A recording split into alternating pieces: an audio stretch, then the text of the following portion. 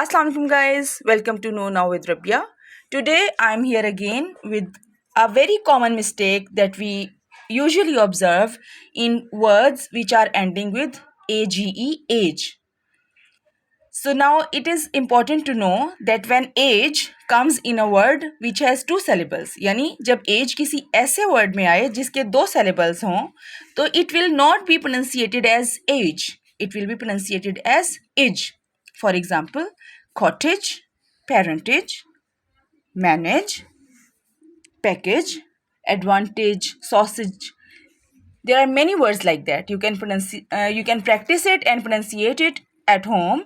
And for any query or question, you can always ask me in comments. Thank you so much. अपना बहुत ख्याल रखिएगा और अपने इस चैनल का भी. अल्लाह हाफिज़.